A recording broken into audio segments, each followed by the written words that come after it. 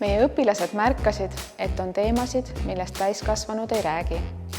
Seepärast tekkis neil soov neid teemasid oma eakaaslastega arutada ja nad korraldasid loengu.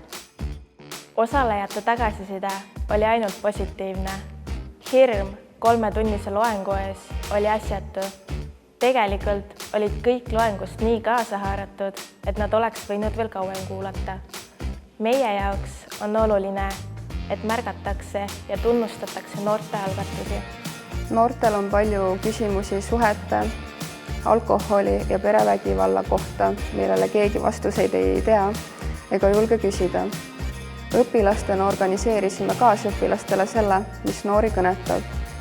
Sass Henno on olnud mitmeid aastaid eeskujuks oma alkoholi ja perevägivalla vastase algatusega.